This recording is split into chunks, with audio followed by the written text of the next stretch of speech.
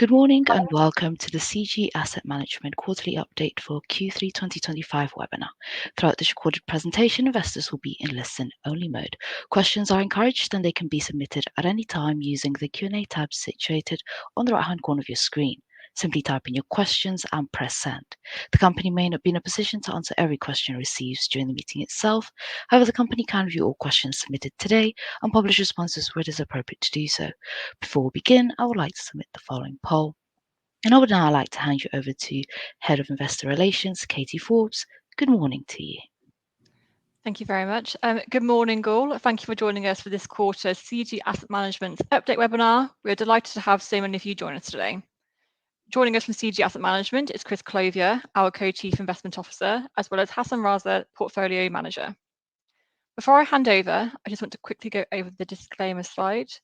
So please note that the value of investments can go up and down, and nothing we say here should be taken as investment advice.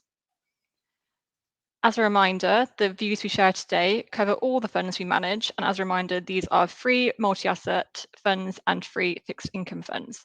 If you do have any questions on this or would like more information, please do not hesitate to get in contact with us following the webinar. As this is our final webinar of the year before 2026, I just want to note that we will shortly be sending out invitations for our annual Investor Day. This year it will be hosted on the 2nd of December, so please mark that date in your diaries and we'll send over the invitations very soon.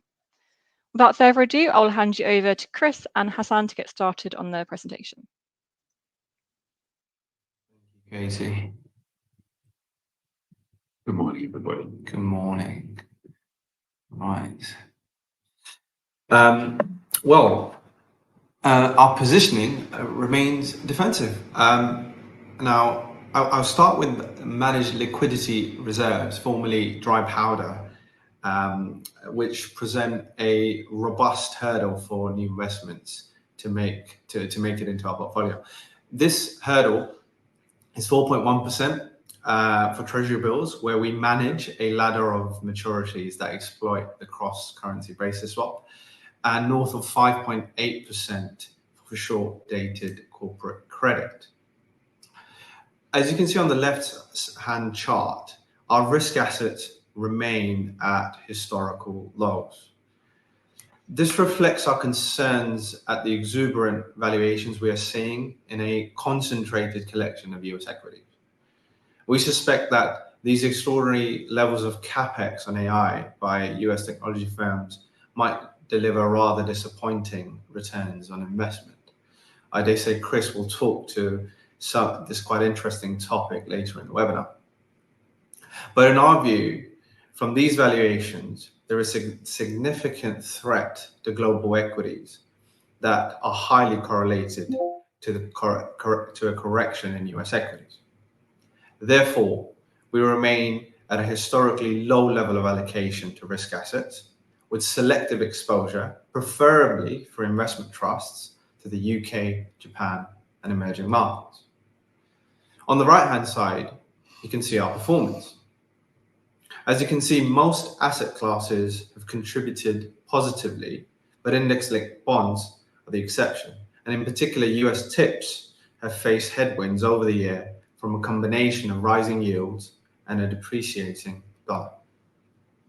So what has changed?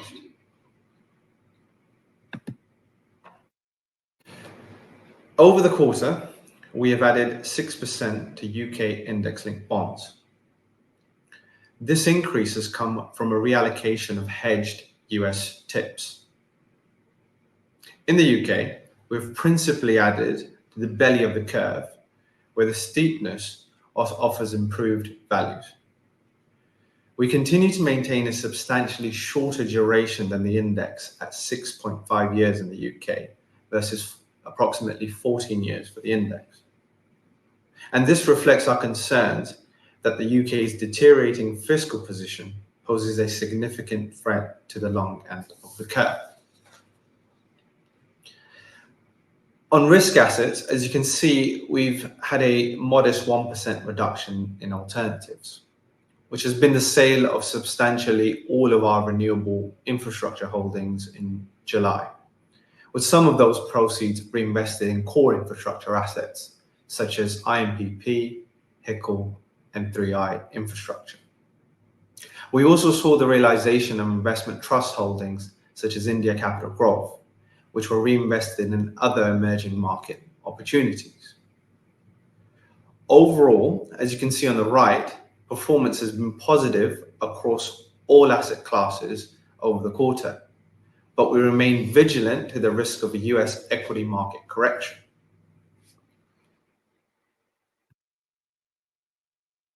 This vigilance is perhaps expressed in our selection of risk assets, which, as you can see on the chart to your left, exhibits a low beta to equities, and in particular during the April sell-off. Overall, as these charts show, both equity and bond portfolios have had a reasonable track record of outperformance. Now, one thing I was keen to address, and I've had these conversations with a few of our investors over the last week, is the malaise and, dare I say, turmoil we are seeing in the trust sector. Persistent discounts, lots of trusts winding up, and a substantial return of capital. As one of our investors asked, is the trust sector shrinking to irrelevance? I have to say, I'm rather more optimistic.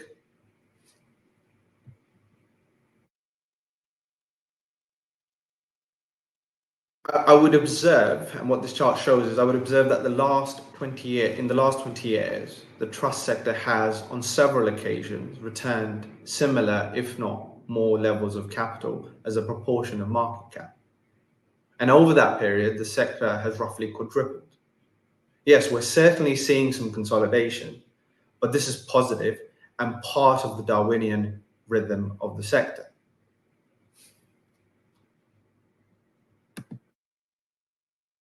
For example, what this chart shows is that if you look at the cohort of pre-GFC companies leading up to 2008, there was about 230 IPOs in the 4 years leading up to 2008, and 90% of those companies are gone, at least in their original form. And yet the sector has materially grown over that period.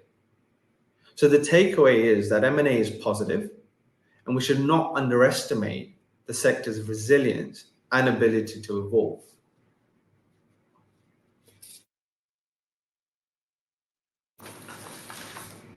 Indeed, the investment companies have grown as a part of the UK market, at least in the number of companies coming to the market. It's certainly a dynamic and arguably the most interesting part of the UK market.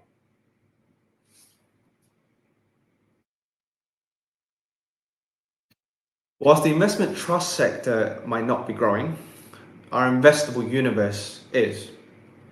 Governance and management have improved, and in the last 6 months, or in the first 6 months of this year, I should say, 10 investment companies have introduced single-digit discount commitments. And what we are seeing is that more companies are introducing exit mechanisms over the last 3 years as well. The implications of this for our portfolio are that there are more opportunities in larger size that we can invest in.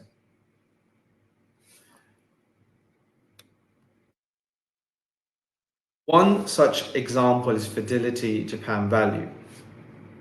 This is a small cap growth focused portfolio, which is our largest Japanese investment trust position.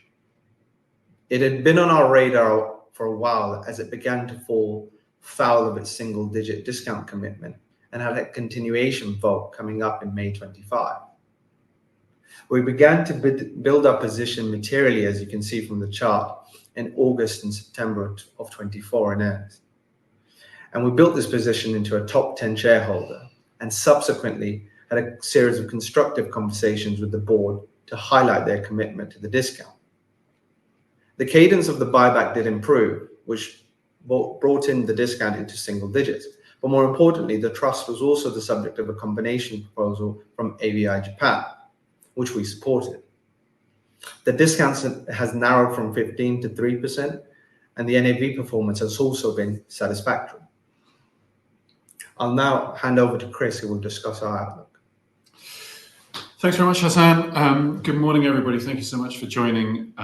And yes, I think the take-home message from that is that the investment trust opportunity, that the opportunities that we're seeing in the investment trust market, there's lots of interesting things for us to go at. And in particular, what's nice to see is that this continual introduction of discount control mechanisms, tender mechanisms, all of these sorts of features actually are kind of sowing the seeds for future opportunities for us to invest in. So we're kind of encouraged by what we have at the moment, but also what's coming up. So I was trying to summarize in my own mind how I was feeling about the world, and I can see that I think Katie flicked on to the next slide, so she's giving you perhaps a flavor of it. But anyway, I was trying to think of a meme that would summarize how I was feeling about the world, and it would be the "This is fine" dog. And I imagine that most of you can sense a degree of sarcasm when we suggest that, in our view, things are probably not fine. And what is not fine? Well, I'm going to summarize it by just looking at two different things. One is equity markets and a small sidebar on the presence of AI investment within equity markets. And then the second is the fiscal outlook, and I'm going to take a look at the UK and the US in particular. So let's start with the cyclically adjusted PE ratio, which, as you know, is a valuation metric that we place a great deal of store by for reasons that I will come on to. And you can see that the cyclically adjusted PE, the CAPE ratio, has only ever been expensive for 2%, ever been more expensive for 2% of history. The ratio stands at 38 times today. Now, if you invert that, you come up with a cyclically adjusted earnings yield of 2.6%. Now, the last time that it was this expensive was in the everything bubble in 2021. Now, at that moment in time, real yields at, say, the 20-year mark were -1. And and the difference between those two yields was therefore 3.6%. Today, real yields at the 20-year mark stand at about 2.5%. And so you can see that while the difference between the CAPE earnings yield and the real yield is probably not an absolute measure of the equity risk premium, it's certainly a very good relative measure of the equity risk premium. And so that has compressed by at least, by about 300 basis points over that 4-year period. So that's the first major source of concern for us. But even putting that aside, if history is at all a good guide, then the prospective returns from here look very, very poor indeed. And so what does this chart show? This shows starting CAPE ratios bucketed into deciles and the 10-year subsequent real return. And we are all the way at the right of this chart. And as you can see, viewed through that prism, the prospective returns look very, very poor indeed. We've been doing some work on AI investment by the hyperscalers. And the general consensus is that the total spend on sort of AI-related CapEx is of the order of 500 billion a year for each of the next 5 years or so.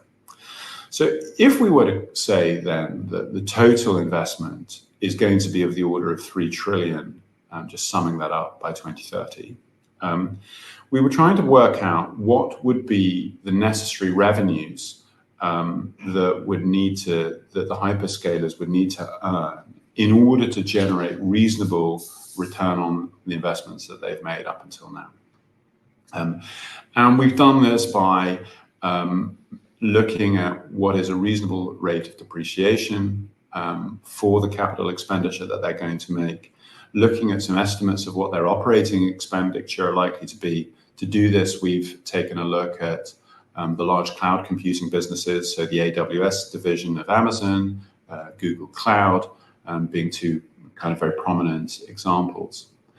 And the conclusion that we're coming to is that in order to justify this expenditure, they will need to generate revenues of the order $1.75 to $3 trillion per year. Now, I was talking to one of our investors this morning, and he said that there's a sort of there's a real comprehension problem when you start to come up with numbers on those sorts of scales.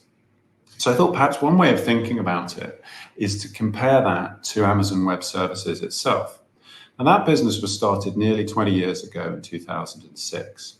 And I think it's the market leader in the provision of hosted cloud services in the world.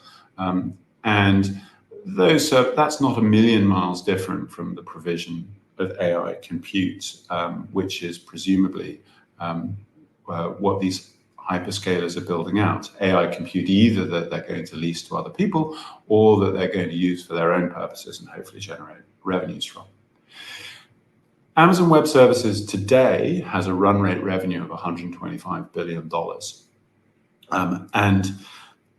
That's a business that has been built up over a 20-year period and has been the most successful business in its field. So essentially, in order for this investment to generate reasonable returns, we need to build something of the order of 20 brand new Amazon Web Services over the next 5 to 6 years. And I'll leave you to ponder the credibility of that. Another way of looking at it would be to say that would also constitute spend of 5 to 10% of US GDP. And now I suppose that such expenditure could come in one of three ways. The first way, which I guess would be great, would be in rapidly accelerated US GDP growth. And of course, that is possible. However, it would certainly be a marked deviation from the trends that we have seen in US GDP growth in recent years. The second way is that if such a large portion of GDP is going to be spent on this, then presumably that means that there is a substitution effect and that money is going to, what is now spent there is not going to be spent elsewhere. And so that in turn, I think, looks concerning for large swathes of the economy that are not associated with AI. Or the third possibility is that this expenditure becomes useful because of its role in substituting labor. Now, historically, of course, that is what technology does. It causes increases in productivity that result in the substitution of labor. But this would have to happen on such a vast scale, 5 to 10% of GDP over 5 years, is really not something that we've ever seen before. And so at a minimum, I think you'd see very high levels of disruption to the economy as labor is released from its current activities and takes time to be redeployed successfully into other parts of the economy. So at a minimum, that presumably would result in high levels of kind of flux and instability. And those are all sources of concern. So I think our base case assumption is that we are witnessing what is going to prove to be a very significant misallocation of capital, and that the returns from these investments are not remotely going to stack up or justify themselves, at least over the short to medium term. Of course, I mean, it may well be the case that just as with the technology boom of the late 90s, that a lot of the internet infrastructure that was put in place was ultimately useful, was the backbone upon which businesses like Google and Meta built themselves. But the financial results of the people spending the money are likely to suffer in the meantime. And I think it is worth reminding ourselves that pretty much every technological boom that's been associated with an investment boom throughout history has resulted in overinvestment and a misallocation of capital. So whether that's the canal boom, the railway boom, the bicycle boom, the automobile boom, the technology boom and telecom boom of the late 90s, so on and so forth. This tends to be the way.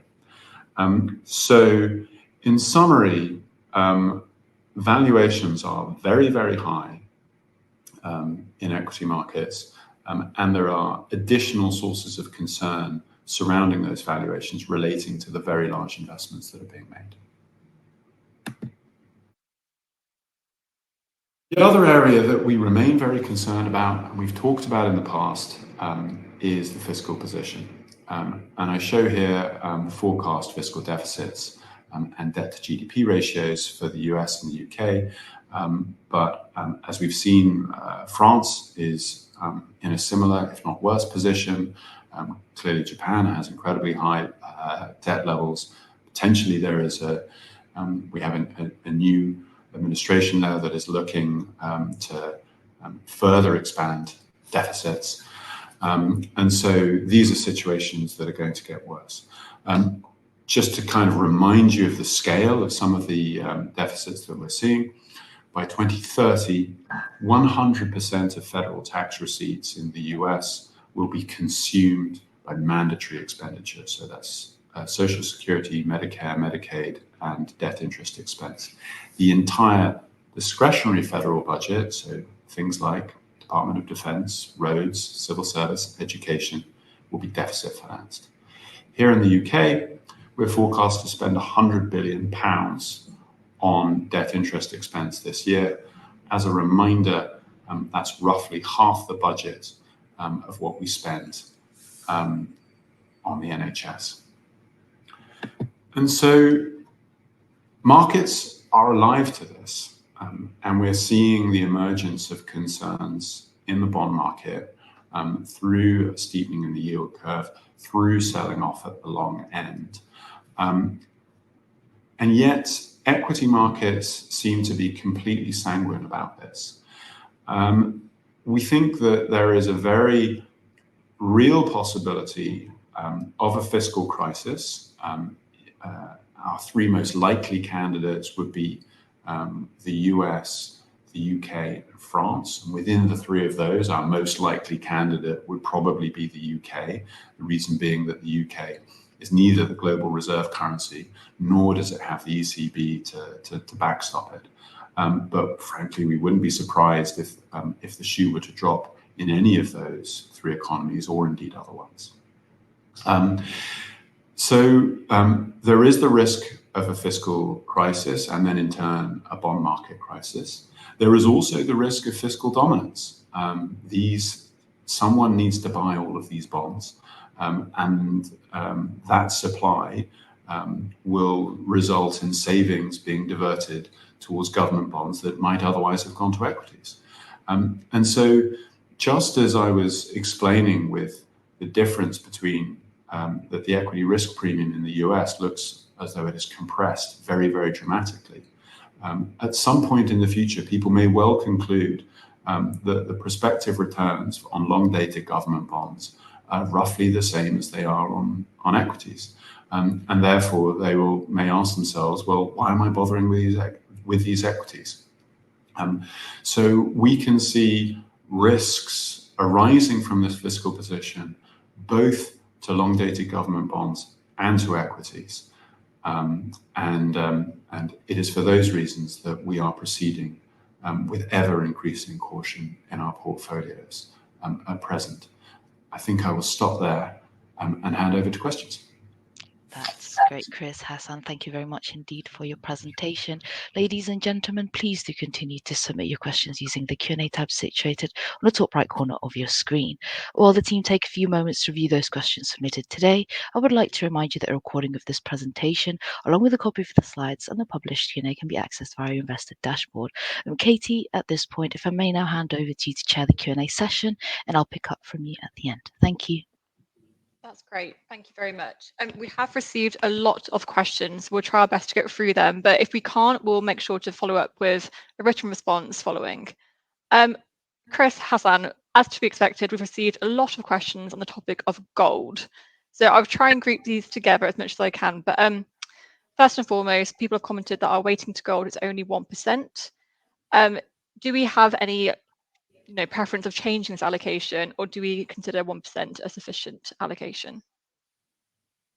The honest answer, Katie, and thank you for the question, is that it's clearly been an insufficient allocation given gold's very strong performance recently. Couple of things on gold. The first is that it's very, very difficult to value. And so we are very reluctant to put things in the portfolio which might fall, I'd say 50%, and we wouldn't be able to tell you why. As a reminder, it's also true that over the very long term, gold is not necessarily a good protector of purchasing power. So were you to have bought it at its peak, which I think was in inflation-adjusted terms March 1980, and held it to its trough, which in probably summer of 1999 or thereabouts, you would have lost over 85% of your money in real terms. So we do find it very difficult to own gold in a meaningful way in the portfolio. We prefer inflation-linked bonds because we can understand those better, and they generate a yield which our investors can enjoy. Thank you. And sticking on the topic of gold, so now that gold is now in the popular press adverts, do you believe that signals that the main price move may have happened, given how mainstream the news of its strong performance now is? I don't know. I would agree that feels like a contrarian indicator, but of course this rather gets to the heart of it, because of the fact that gold doesn't generate a yield, and therefore you cannot carry out a discounted cash flow analysis on it. It can trade at frankly any price. And so I wouldn't like to speculate as to whether this is the top or not. Thank you very much. Next question, Director Hassan. So what is your view and investment thesis on the listed renewable trusts? Sure. So I suppose the context of this is that we made a switch earlier in April from UK wind to TRIG, and by July we had substantially sold meaningfully all of our renewable positions, namely TRIG around the 87 mark. I guess that the challenge with renewables is that we can have a conversation about assumptions offline, but the absence of M&A to validate these has been an issue.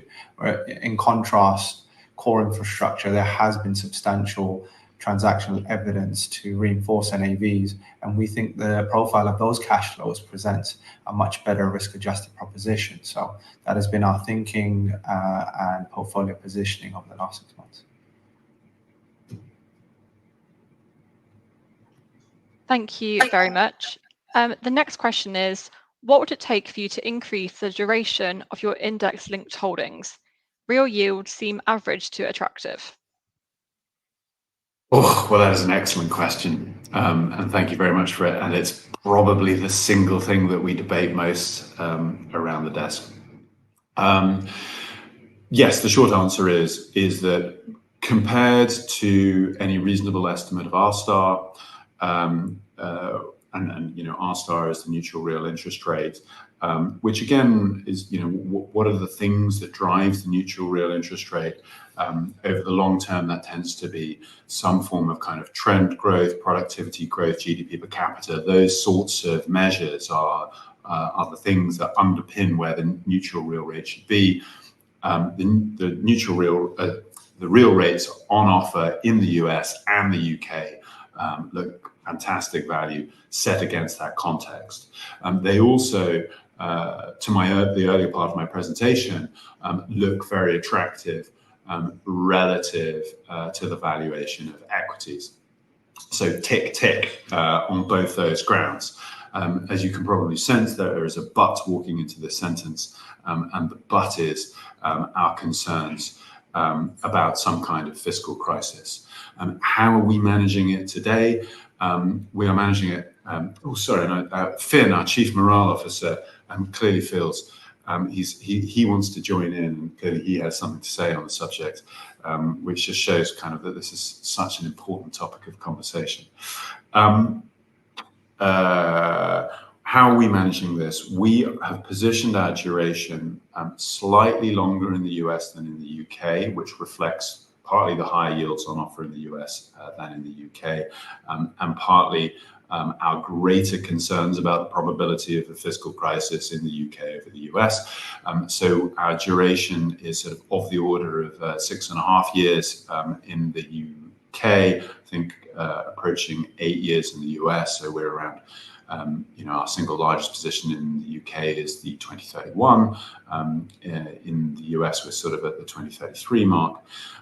The reason for that is that, there with us, given the steep yield curve, we're picking up these attractive yields. We're picking up hopefully plenty of roll down, but we hope that should a fiscal crisis emerge, we will not suffer too much at those durations, partly simply because they're shorter duration and those instruments are fundamentally less volatile, but partly that should there be a fiscal crisis, we would expect that to play out at the long end of the curve. Of course, what we need to do is have the courage, should a fiscal crisis emerge, to push out and lock in the very attractive real yields that we expect would be on offer under such a circumstance. Thank you very much. Next question is, we have more clients wanting to know what their exposure is to defensive companies and wanting more. Clearly, you have investments through investment trusts, etc. How do you consider what is defensive? Sorry, Katie, sorry, I think the question is not what is defensive, but how we assess what proportion of our portfolio is invested in defense companies. Mm-hmm. The answer is that I should expect that it is a very low amount, and we, if the questioner would like to get in touch, we can certainly try and come up with a best estimate based on a look-through analysis of our investment company holdings, but I think that the overall answer is that it will be quite low. Great, thank you. Next question is, could you give information on the relative proportion of positive and negative outcomes from your IT purchases? I guess that not all work out well. Hassan, let's talk about a couple of winners and losers this year. I guess the positive and negative outcomes. I guess one way to probably aggregate the outcome of that is our performance against the investment trust index, which has been sensible on a 12-month and more long-term basis as well. Some of the winners have been things like PCFT, Temple Bar, India Capital Grove, and there are other investment trust positions where we are still constructively engaging with the board and the management team that will come to fruition, we hope, in the subsequent 6 months. So I think that in aggregate, our performance has been ahead of the trust index, and in each respective area, the relative performance has been attractive too. I was actually just reviewing one part of our portfolio this morning, which kind of illustrates the point rather elegantly, which was our emerging market holdings. So our two largest emerging market positions are Mobius Investment Trust and Fidelity Emerging Markets. Fidelity Emerging Markets is up 40% year to date. Mobius is about flat. In both instances, and that just reflects there's been and that is largely a function of the performance of their underlying portfolios. Mobius is a highly idiosyncratic portfolio, and unfortunately, it just hasn't paid off this year. However, it has a structural feature which means that we will get guaranteed liquidity in the not too distant future. And it currently trades at a discount to its NAV. So we will enjoy that pull to par over the next month or so. But yes, the answer is that some work, some don't. That's one of the reasons why we have a relatively diverse portfolio, because while you can't be certain which ones are going to work and which ones won't, we are much better at getting the discounts right, and so therefore across an entire portfolio we will deliver outperformance. And so the performance of our risk assets year to date has been just over 13%. I think the MSCI World in sterling terms is at about 9%. So that's been okay. Thank you very much. Moving on to the next question. Clearly the CAPE ratio looks expensive relative to history, but how relevant do you think historic comparisons are in the post-QE and high fiscal expenditure world we now live in? Chris, that one belongs for you. That's an excellent question.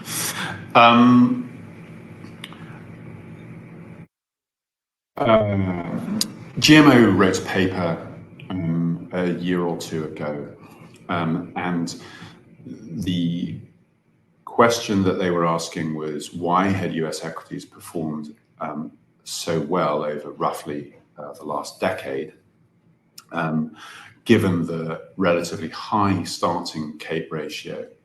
And the prism that they looked at, through which they concluded that they had made an error, was through the Kalecki equation after the Polish economist, which essentially says that when countries run large fiscal deficits, as has been the case, particularly in the US over the last decade, that those deficits show up in elevated corporate profits. And so corporate profit margins, which are generally thought to be mean reverting, have not mean reverted over time. So I think that goes a long way to explaining what has happened recently.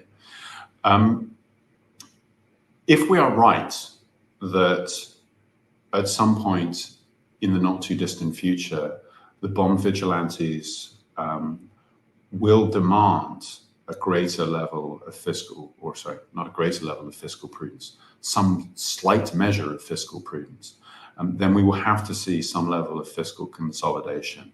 And so that effect through the Kalecki equation will go into reverse. The other thing that I would say is that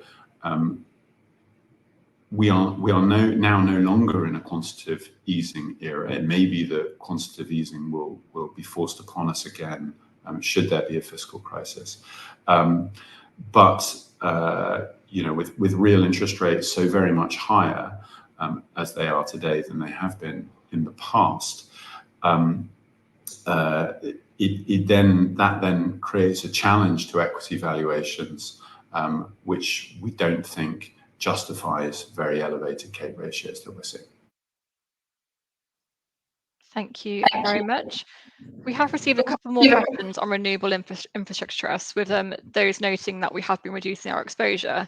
Any more reasoning on that would be appreciated, but we do have a further question in that, do you think AI data center energy demand is a long-term energy demand driver or likely more of a bubble? Really interesting question. Let's see, what are the implications of such demand? I mean, if you look at the power curve at the short end, it's a function of two things: the gas price and the carbon market. And as you move along the curve, medium to long term, it's a function of the secular demand and supply dynamics that you rightly pointed out. It's much harder to call the middle of the curve, and I would point, in theory, yes, it should increase demand, but the relative fall in demand we might see from the EV rollout and other electrification, and the relative rollout of those things versus how much supply is coming online is also important, and we don't think we can necessarily call that with any more accuracy, and we'll leave that to the consultants, perhaps. And I would note that consultant forecasts have been falling.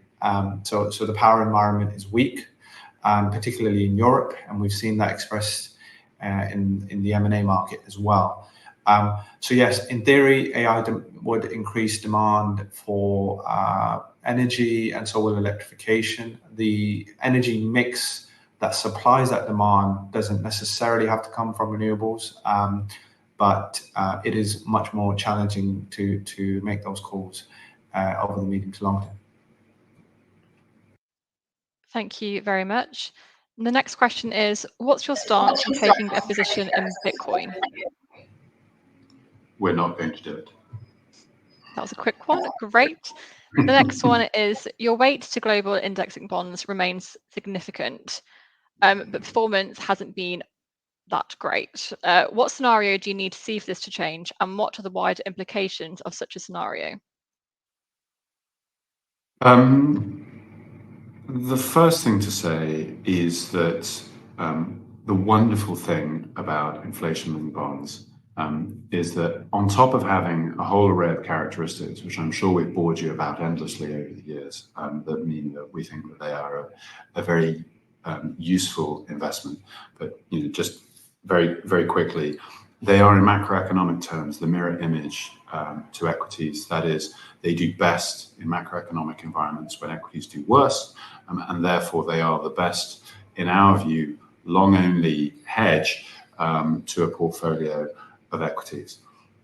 But on top of which, the nice thing about them is that you get paid extra return to own them. So the average return since the turn of the century on US TIPS has been 1.3% higher than on